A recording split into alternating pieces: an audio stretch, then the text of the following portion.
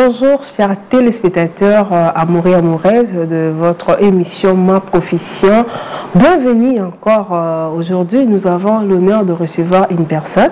Comme je vous dis, cette émission est là pour promouvoir le professionnel, les hommes des métiers, les personnes qui assument des fonctions quelconques dans notre pays, ce beau pays, la République démocratique du Congo.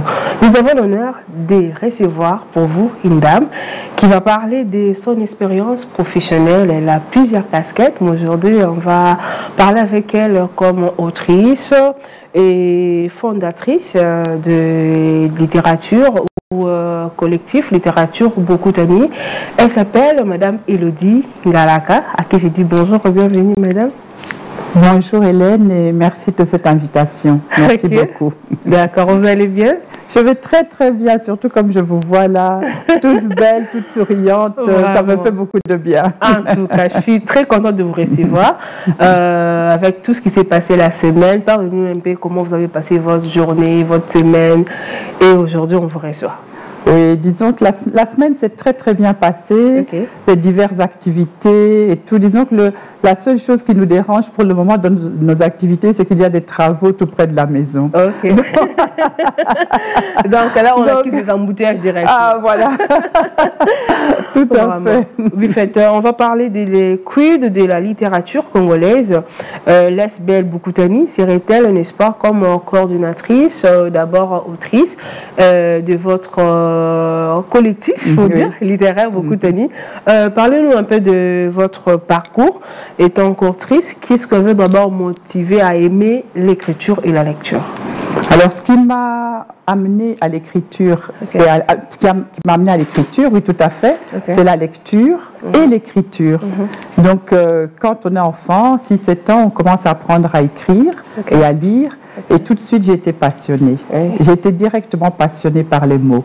Donc, j'ai commencé au début, quand on nous lisait des petites histoires, des petits contes. Moi, dès que j'ai commencé à bien écrire, j'écrivais des petites phrases, j'ai inventé des petites phrases. Donc, c'est quelque chose qui est venu vraiment très, très tôt dans mon enfance, qui s'est peut-être un peu plus concrétisé vers l'âge de mes 14 ans, 13-14 ans, donc à l'adolescence. Là, vraiment, c'était, voilà, là je me suis lancée, je me suis découverte un peu une âme de poète, de poétesse, et j'ai continué toute ma vie, jusque maintenant, à écrire des textes poétiques. Vraiment, c'est que même, j'ai oublié de dire, je suis l'aînée, vous avez plusieurs casquettes liées à la littérature, donc si on vous voit comme ça, on voit poétesse, on voit autrice, on voit quoi encore Bokutanienne. Vraiment. Bokutanienne, c'est ça. Et comment vous percevez l'évolution de la littérature congolaise aujourd'hui? Parce que vous avez dit que vous avez commencé très tôt et aujourd'hui, quand vous regardez l'évolution, comment vous trouvez l'évolution? Je suis venue à la littérature congolaise, je dois l'avouer, je suis venue très tard. C'est principalement à l'érosion, donc quand le Bokutani s'est formé, que justement je suis venue vraiment en profondeur dans la littérature congolaise. Et c'est pour ça que je me suis mise dans l'aventure. Parce que quand nous nous sommes réunis avec quelques personnes de la diaspora, avec une qui était ici, Sylvie Chibassou, et quand nous nous sommes réunis, justement c'est cette constatation que nous sommes congolais ou d'origine congolaise, et certains d'entre nous ne connaissaient quasi rien à la littérature congolaise. Donc nous avons voulu changer ça, non seulement pour nous, mais aussi pour nos enfants, pour les gens qui habitent en Europe, et aussi et surtout pour les personnes qui habitent aussi ici en RDC. Ce sont les premiers concernés. Donc vraiment, c'est par rapport déjà à mon témoignage à moi que je me suis lancée dans cette aventure. Et j'ai pu voir que la littérature congolaise, dès son avènement, après les colonies, il faut dire, après les années 60, elle a été très florissante. Nous avons eu des grands noms. Dans les années 70, je crois que ça a été vraiment l'apogée. Donc, tous ces écrivains qui sont venus. Et puis après, bon, disons que la situation politico-économique, la conjoncture a fait qu'il y a eu des hauts mais il y a eu plus de bas. Okay. Malheureusement. Malheureusement. Oui. Mais bon, pour ceux qui ne connaissent pas, j'ai un petit peu essayé de voir qui je pouvais mettre en avant dans les écrivains du passé. Okay. Et moi, j'ai pensé directement à Paul Lomami-Tshibamba, avec son Ngando, qui est célèbre. Okay. J'ai pensé, et celui-là, c'est mon coup de cœur, à Zamenga. Ah oui, Zamenga, voilà. Zamenga, vraiment, et mon recueil de poésie préféré, bon, c'est comment... son recueil sur le fleuve okay. Zaïre, oui. Les psaumes, psaumes pour le fleuve Zaïre, c'est une merveille à lire et à déclamer. Donc c'est ces deux grands-là. Et comme je suis une femme, je ne peux pas oublier les femmes. C'est ça, il faut promouvoir la femme. Hein. Voilà. Et donc, il y a deux doyennes que je veux mettre en avant. Okay. C'est Clémentine Faïmzouji et Madame Elisabeth Moya-Tolande. Okay. Donc ça, c'est vraiment les deux doyennes. Ça, ce sont donc les auteurs qui, dès le départ, enfin, ils font partie des auteurs et autrices qui, dès le départ, ont vraiment donné des lettres de noblesse à la littérature congolaise. Il y en a beaucoup d'autres que je n'ai pas le temps de citer ici, mais on voit aussi que malgré qu'il y a eu vraiment le bas, mais dans ce bas, il y a des pépites. Okay. Alors, les pépites, pour moi, il y a Fiston. Okay. Fiston, oui, là. Okay. Donc, pour moi, c'est vraiment moi qui aime aussi la déclamation. Il écrit, il y a Tram 83 que j'ai beaucoup aimé, et il déclame ses textes d'une façon, et Kassala pour mon Kaku, c'est une merveille. Il y a Blaise Ndala, que j'ai découvert via Bokutani, justement. J'ai découvert Blaise Ndala, et puis, qui je peux citer, bon, chez les écrivains, les jeunes écrivains, Sinzo Anza. Voilà, Sinzo Anza, il est vraiment... et il y a les femmes, il y a deux femmes que je veux citer, pas par leur roman vraiment, mais parce que c'est une autre catégorie. La conteuse, Mira Dunoyer. Moi, je suis conteuse déjà. Voilà, j'aime bien aussi les contes, voilà. Donc, Mira Dunoyer qui vient de publier son premier conte. Niouma, le petit poisson qui avait soif. Voilà, c'est ça. C'est là qu'on s'est rencontrés, tout à fait. Et puis, il y a la bédéiste Santa Kakese. Elle est vraiment formidable. Voilà. Et là, je veux qu'on vous parler vraiment de l'évolution par rapport à votre expérience. Et pensez-vous qu'avec des initiatives comme collectif littéraire Bokutani peuvent jouer un rôle crucial, parce que vous avez parlé, il y a vraiment un bas par rapport à l'élévation, et Bokutani peut apporter la solution aux écrivains congolais. Oui, disons que la solution, je ne vais pas vraiment dire ça, ce sera que trop orgueilleux, mais nous espérons donc justement avoir un rôle. C'est notre objectif. C'est notre objectif vraiment principal, c'est d'avoir un rôle dans la mise en lumière donc, de la littérature congolaise pour le changement. Et crucial, je vais dire oui, un rôle crucial important. Et dans le sens de important, parce que Bokutani se rend compte de l'importance d'agir en visant la qualité. Voilà, parce que les Congolais méritent la qualité. Dans tous les domaines, il faut viser la qualité. C'est bon. Et quel impact cela pourrait-elle avoir sur l'identification culturelle? Vous voyez, quand on parle d'identité culturelle, on voit notre culture, on voit nos origines, et Bokutani, quand il y a une particularité dans Bokutani, est-ce que ces côtés-là aussi jouent dans Bokutani, dans votre collectif? Oui, et je crois que justement le fait que dans Bokutani, il y a des personnes de la diaspora, et il y a des personnes ici du Congo même, et que nous sommes mélangés, et que nous travaillons ensemble. Donc, ça nous montre aussi que l'identité culturelle congolaise, c'est un ensemble. Parce que, vu la conjoncture politique, il y a de nombreux Congolais, nos parents, nos grands-parents, qui se sont exilés, qui sont partis au loin, etc. Mais ça n'enlève pas cette identité culturelle qui est en nous, et dont je suis un exemple, puisque moi, je suis née ici, et puis j'ai été à l'étranger. Mais comme on dit, il y a une doxa qui dit, Congolais un jour, Congolais toujours. Vraiment. Voilà. Et c'est vraiment ça que, bon, c'est pas pour tout le monde, mais quand même pour de nombreux Congolais, même d'ailleurs, on se sent, On est congolais. Même si sur le papier, le passeport, il y a une autre nationalité, mais on est congolais. Et on veut travailler pour notre pays. Vraiment, il faut travailler pour votre pays. Vous êtes donc cofondatrice de collectif littéraire à Bokutani. Quel est votre rôle étant cofondatrice? Est-ce que le fait que vous soyez aujourd'hui cofondatrice de collectif littéraire Bokutani, cela empêche votre façon d'écrire? Ça vous ralentit? Parce que vous êtes devenu débordé, vous devez voir à Diaspora, Kinshasa, tout ça. Oui, c'est vrai que je suis un peu débordée. Je suis un peu débordée. Ma propre écriture est un petit peu sacrifiée. Vraiment. Mais quand même, il y a des moments où je peux encore écrire ma poésie. Mais ce n'est pas vraiment à 100% comme avant. Mais c'est un sacrifice vraiment que je fais de bon cœur. Et dans mon rôle dans Bokutani, au départ, quand nous l'avons créé, nous ne nous sommes pas fixés des rôles en particulier, sauf pour Madame Sylvie Zamondou, qui, elle, est vraiment la coordinatrice générale de Bokutani RDC. Donc, qui voit un petit peu le tout. Et puis, peu à peu, donc dans Bokutani, ceux qui étaient dans la diaspora, Bokutani Europe, donc peu à peu, nous nous sommes distribués les rôles d'après nos préférences, nos compétences. Et moi, voilà, je suis devenue la directrice, la responsable du prix Émilie-Flore Fénion en général. Donc voilà. Et sinon, à côté de ça, dans Bokutani, je gère aussi, disons, dans l'organisation générale. Mais sinon, bon, il y a mes collègues, et je veux les citer, ça c'est important. Il n'y a pas de souci, il faut citer. Parce qu'il faut savoir que nous sommes 5 cofondatrices. Au départ, nous étions plusieurs à la fondation, et puis petit à petit, il y en a qui sont partis pour des raisons privées, familiales, des raisons de santé. Mais disons que nous sommes restés 5, et nous nous appelons les Amazones de Bokutani, les guerrières de la littérature congolaise.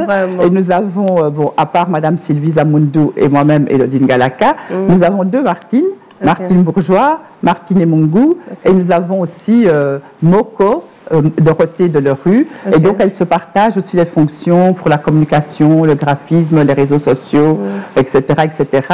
Et voilà, tout est partagé, mais on a un partenaire aussi très important en Europe qui est Radio Mboté, qui travaille avec nous pour l'émission Mikanda et pour le prix Émilie-Flore Fénion. Et disons que moi, dans tout ça, je fais le lien. Je suis aussi le lien entre Bokutani Europe, Bokutani RDC, étant donné que je ne suis plus salariée, j'ai plus de temps. Donc vous me donnez plus à la lecture. Oui, voilà, j'ai le temps de plus lire, de mieux connaître la littérature congolaise. J'ai le temps pour expliquer, voilà, comme ici à cette émission, voilà, expliquer ce qu'est Bokutani, ce que nous désirons faire, ce qu'est le prix Émilie-Flore Fénion. Donc tout ça, c'est un travail qu'il faut faire. Et c'est vrai que ma propre écriture en souffre pour le moment parce que nous n'avons pas encore trouvé un rythme de croisière. Nous sommes encore un jeune collectif, mais nous voulons encore monter et avoir beaucoup de personnes qui nous soutiennent, des personnes qui viennent nous aider. Et justement, on a dans Bokutani, dans la base, on a trouvé une jeune pépite, Aurélie Mboti, et nous espérons qu'elle en amènera d'autres. En tout cas, avoir une cofondatrice comme ça, c'est bien. À tout moment, on cite leur nom, ça les encourage. Merci beaucoup. Et quels sont les critères que vous prenez pour sélectionner? Parce que vous avez dit, c'est encore tout petit, pas trop petit, mais ça monte de petit au fur et à mesure. Et quelle est la sélection ou bien le critère que vous prenez pour un écrivain qui se sent intéressé? J'ai dit, bon, je vais aussi adhérer collectif Bokutani. Comment vous sélectionnez? Alors, il y a 2 choses. Donc, pour être entre guillemets membres de Bokutani, nous avons nos réseaux sociaux et il suffit d'en faire la demande. Pour faire la demande, le critère principal, c'est d'être intéressé par la littérature, notamment la littérature congolaise. Voilà, parce que nous sommes vraiment centrés sur la littérature congolaise de la RDC. Pour adhérer donc à nos groupes, c'est vraiment le seul critère. Maintenant, à côté de Bokutani, à l'intérieur de Bokutani, nous avons notre prix Émilie-Flore Fénion, dont le lauréat reçoit quand même $1000. Oh là là, je vais devenir écrivaine, moi. Ah ben voilà, vous pouvez tenter votre chance, il n'y a pas de souci, il n'y a pas de souci. Et le prix, il a lieu tous les 2 ans. Et nos critères, donc, pour la candidature des jeunes écrivains congolais, c'est justement, je veux dire, nous avons un règlement qui est remanié tous les 2 ans ou qui reste tel quel s'il le faut. Et dans il y a de nombreux critères, mais les principaux, c'est être entre 18 et 35 ans, inclus, d'être de nationalité congolaise ou d'origine congolaise, et surtout que le livre ait été publié les 2 années précédant le prix. Donc le prochain prix, la prochaine cérémonie de remise comment le gagnant, de trophée. Des $1000. Voilà, des $1000.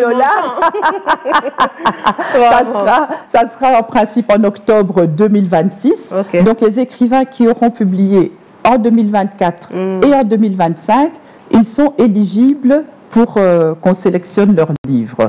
Donc voilà, mettez-vous à l'œuvre. Ceux qui sont qui sont prêts à publier, ceux qui ont déjà publié en 2024, eh bien voilà, quand on lancera le prix au courant de l'année 2025, il faut être bien connecté sur les réseaux. C'est sur les réseaux qu'on annoncera donc le début du prix. Voilà, donc. Voilà, restez. Donc, je pense que les écrivains sont connectés par rapport à ce que vous venez de dire. Mais vous avez dit qu'il y a un prix, mais dans chaque maison, il y a des modèles à suivre, il y a des systèmes, il y a des rythmes à suivre. Mais votre écriture dans Bokutani, c'est quoi? Quelle est la particularité quand une personne lit un ouvrage de Bokutani, se dit là vraiment c'est Bokutani. Et c'est là aussi va motiver d'autres jeunes qui veulent par exemple adhérer à votre structure. Ils se disent bon, quand je vais venir à Bokutani, la particularité c'est ça. Et c'est voir pourquoi je vais savoir comment votre écriture, votre façon d'écrire, qu'est-ce que le message que vous lancez dans Bokutani quand vous écrivez. Alors justement, en tant que responsable du prix Émilie-Fleur Fénion et aussi du comité de lecture, je fais partie aussi du jury du comité de lecture. Nous voulons que nos candidats atteignent une certaine qualité. Donc au départ, nous nous sommes lancés, nous ne savions pas ce qu'on allait avoir comme genre de livre, etc. Mais là maintenant, nous avons déjà 2 éditions avec sélection de livres. Nous allons vers notre 3e. Et je vais d'ailleurs, avant la fin de ce mois-ci, je vais mettre sur les réseaux une lettre ouverte justement aux écrivains, aux jeunes écrivains congolais, une lettre ouverte aux éditeurs, justement pour leur dire que nous aimerions que les écrivains et que les maisons d'édition fassent plus attention aux erreurs qui peuvent être évitées, comme les erreurs d'orthographe, les erreurs de syntaxe. Là, c'est votre particularité. Les erreurs d'expression. Donc, nous avons constaté quand même que dans de nombreux livres, il y a quand même un petit peu trop d'erreurs. Donc, nous allons devenir de plus en plus exigeants dans notre sélection. Et certains livres qui, peut-être, au tout début, avaient été acceptés, nous étions encore tout nouveaux, mais à l'édition 2026, il risque d'être écarté. Rigueur, hein. Voilà. Je vais rater le $1000, moi. Non, non, je suis sûre que si vous devez venir, vous allez faire preuve de rigueur. Et voilà. Donc, nous conseillons aux jeunes écrivains de faire relire leurs livres, de faire corriger, parce que parfois, certaines maisons d'édition ne le font pas, par manque de moyens. Et certaines maisons d'édition font imprimer avec plein d'erreurs. Bon, je ne leur jette pas la pierre. Ils n'ont pas les moyens, chacun fait comme il peut, mais il faut quand même... c'est possible avec Bokutani. Il faut quand même un peu plus de rigueur. Voilà. Madame Elodie, vous voyez, dans chaque métier, chaque profession, on a besoin d'avoir quand même la rémunération, attendre quelque chose à la fin. Et comment votre structure accompagne-t-elle le jeune ou bien les écrivains qui sont adhérés à vous à vendre les ouvrages?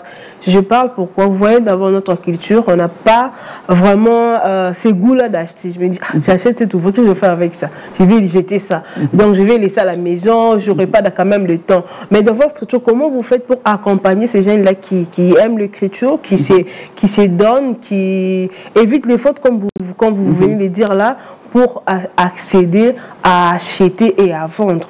C'est ça quand même ma question. Alors déjà... Parce que déjà l'écriture, quand on dit à un jeune de faire l'écriture, qu'est-ce que je vais manger? Qui va m'acheter et quand? Voilà, justement, c'est vrai que la littérature, c'est un petit peu le parent pauvre dans les arts. Parce qu'il faut savoir que pour vraiment vivre de son écriture, il faut vraiment vendre des milliers et des milliers de livres. Or, même en Europe, c'est très rare. Donc c'est la même chose. Voilà, même en Europe, un écrivain dont on a vendu 300 ou 1000 livres, c'est déjà énorme. C'est déjà beaucoup. C'est pas seulement les Congolais. Non, c'est pas seulement, c'est pas seulement les Congolais. Ouais. Même en Europe, il faut savoir que pour un livre, vous allez gagner 1 euro. Ici aussi, vous allez gagner $1. Vous vendez, il y en a qui vont vendre que 100 exemplaires. Bon. Donc, on ne s'enrichit pas vraiment avec la littérature, bien que certains deviennent très très riches. Comment c'est ça, comment y arriver? Vous savez, les coups de cœur du public, on ne sait jamais comment ça arrive. C'est comme pour les chansons, etc. Paf, tout d'un coup, il y a quelque chose qui clique, et voilà, et c'est vendu à des milliers et des millions d'exemplaires. Il y a des écrivains, même congolais, qui ont connu cela, donc ça arrive. Mais c'est quand même des choses qui sont plus rares. Donc on conseille quand même toujours à un futur écrivain de quand même essayer d'abord d'avoir sa profession, ou bien d'avoir sa profession à côté, pour qu'il soit à l'aise. Parce que s'il le ventre est creux, il va avoir du mal. C'est ça, il ne va pas avancer. Il va avoir du mal à écrire et tout ça. Donc, il faut quand même souvent avoir quelque chose à côté. Mais beaucoup Tani, justement, ce qu'on a voulu dès le départ, c'est aider avec le prix. Parce que même pour nous, quand on s'est réunis et qu'on s'est dit, au début, on s'était dit, on va donner $500. Puis on s'est dit non. L'écrivain congolais, il a souffert et tout ça, on doit faire plus. Et on a mis à $1000. Mais vous savez que jusqu'à la cérémonie, on se demandait, Seigneur, c'est $1000 ou 1000 euros, comment on va les avoir? Mais nous travaillons justement parce que l'écrivain congolais mérite vraiment d'avoir sa récompense. Et nous espérons même dans l'avenir pouvoir donner plus. Maintenant, nous visons encore de pouvoir accompagner les écrivains. Nous n'avons pas encore la bonne structure pour le faire, mais nous sommes là pour donner des conseils. Comme nous avons des activités littéraires, nous faisons des brunchs littéraires, des conférences. Donc, il y a d'autres écrivains, ils rencontrent d'autres écrivains qui leur donnent aussi des conseils, etc. Donc, ils peuvent aussi s'élever, peuvent aussi mieux comprendre certaines choses. Et puis, ici aussi au Congo, il commence à y avoir des ateliers d'écriture. Parce que il y a certains qui ont un talent inné. Quelle que soit la phrase qu'ils écrivent, c'est une pépite. C'est magnifique déjà. Il y a des auteurs comme ça, donc qui ont un talent vraiment, on ne sait pas, c'est un miracle, un miracle de la vie. Mais il y en a d'autres qui ont un talent, mais qui doit être quand même travaillé. Vous savez, c'est comme moi pour même ma poésie. Ma poésie, elle vient comme ça, de but en blanc, mais après je relis. Je regarde si les mots sont corrects. Il y a certaines personnes qui écrivent de but en blanc et parce que c'est écrit, qui pensent que c'est bon, c'est parfait. Et souvent, il y a la famille et les amis qui sont là pour leur dire « oui, c'est parfait ». Mais c'est la famille, ce sont les amis. Faites relire par des personnes extérieures. Voilà. Donc, nous espérons dans Beaucoup Tani pouvoir aussi un jour avoir vraiment cet accompagnement de relecture. Il faut être compétent dans ça. Bon, et puis il y a 2 sortes de relecture. Il y a la relecture justement pour les fautes d'orthographe, de syntaxe. Il y a la relecture pour le style, pour la façon d'écrire, pour les choses qui sont peut-être anachroniques. Moi, je l'ai eu aussi. Moi, j'ai fait relire mon roman « Ma vie entre parenthèses ». Et j'ai vu qu'il y avait des erreurs de date. Mais si je n'avais pas fait relire, j'aurais fait publier ça comme ça. Heureusement, M. Tiba, celui-là. Votre coach. Mon coach personnel, mon époux Guy Tibassou.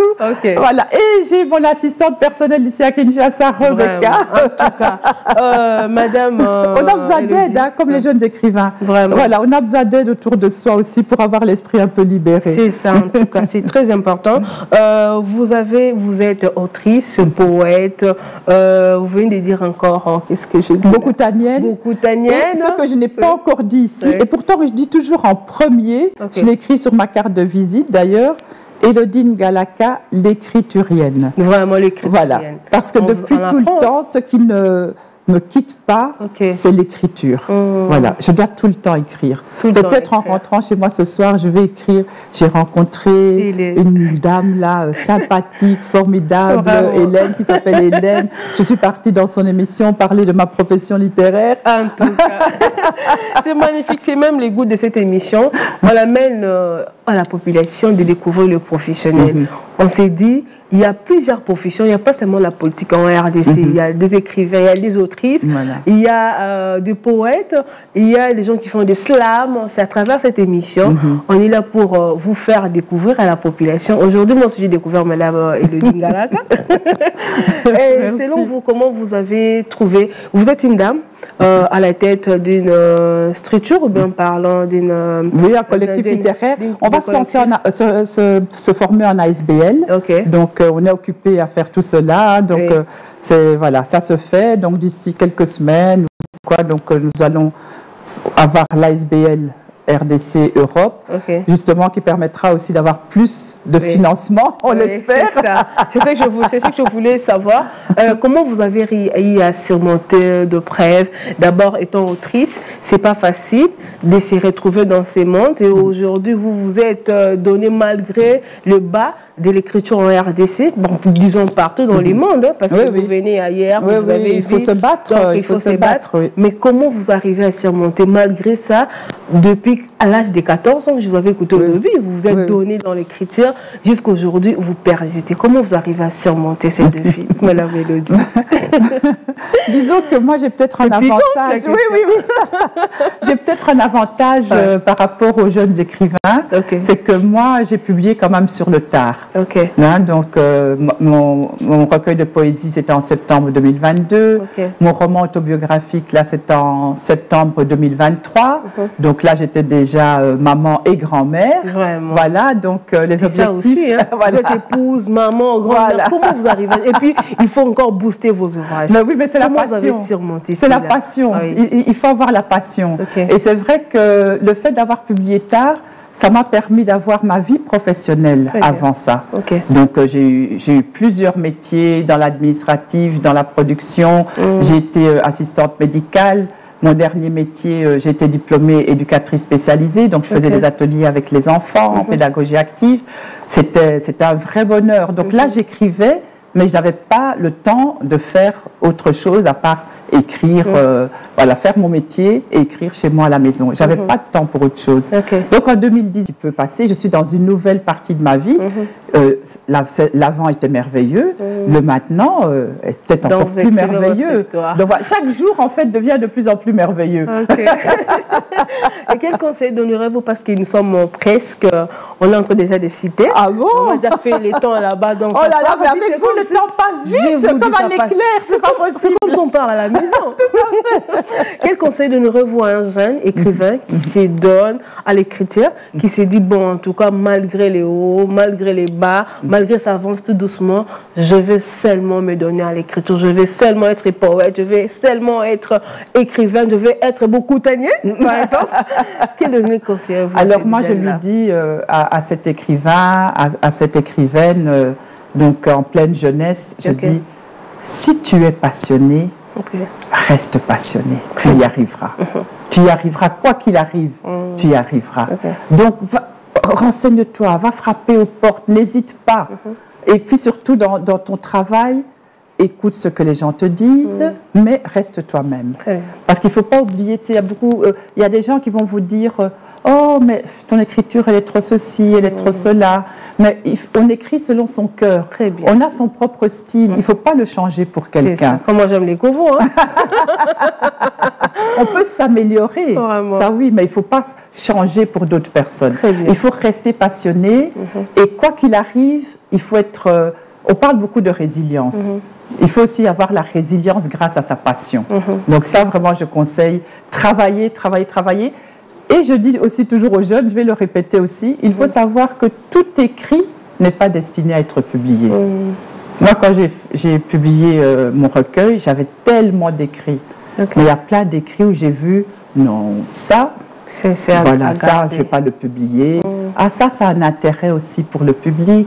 Ça, je vais le faire. Et parce qu'on me fait déjà les signes là chez Steve Boyamba qui me stresse quand je viens en retard, quand je finis en retard. C'est ça la vie, c'est ça la vie. Et puis on a toujours un chef au-dessus de soi. Moi, c'est Monsieur Kitibasu. Je vous dis. À mon coach. Comment vous contacter, comment avoir vos nouvelles, comment voir le projet que vous avez dit par rapport le prix là, qui sera 2026, comment être en contact avec alors, pour les jeunes qui sont sur les réseaux, les moins jeunes qui sont sur les réseaux, c'est très facile. Restez connectés à nos réseaux, la page Bokutani, le groupe Bokutani. Nous avons aussi l'Instagram Bokutani. Donc, sur les réseaux, nous sommes là. Il y a l'actualité qui est actualisée à chaque fois. Et pour... moi, je suis aussi disponible.